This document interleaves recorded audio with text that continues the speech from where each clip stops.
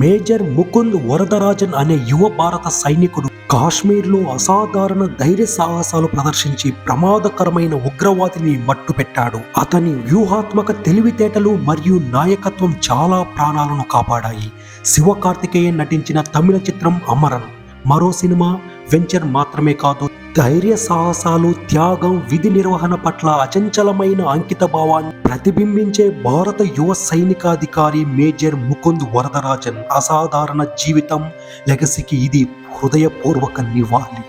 Major Mukund Varadarajan కు అతని తండ్రి శ్రీ ఆర్ వరదరాజన్, తల్లి శ్రీమతి గీత, భార్య శ్రీమతి ఇందు రెబెక్కా వర్గీస్, కుమార్తె అర్షియా మరియు ఇద్దరు సోదరీమణులు శ్వేత అండ్ నిత్య ఉన్నారు. 2014 మేజర్ ముకుంద్ యొక్క unit Rajput regiment 44 Rashtriya rifles Jammu and Kashmir Shopian జిల్లాలో మోహరింపబడింది మరియు క్రమ పద్ధతిలో ప్రతిఘటన కార్యకలాపాలలో నిమగ్నమై ఉంది.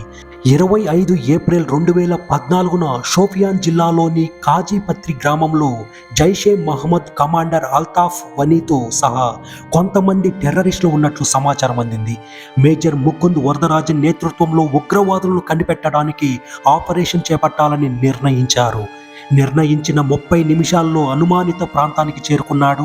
ఇంటెలిజెన్స్ సమాచారం సూచించిన ప్రకారం 24 గంటల ముందు ఎన్నికల అధికారులను హతమార్చడానికి కూడా కారణం ఈ ఉగ్రవాదులే. సుమారు 1500 గంటల సమయంలో మేజర్ ముకుంద్ తన క్విక్ రియాక్షన్ టీంని 6 జంటలుగా విభజించి కాళీపత్రి గ్రామంలో అనుమానిత ఇంటిని చుట్టుముట్టారు.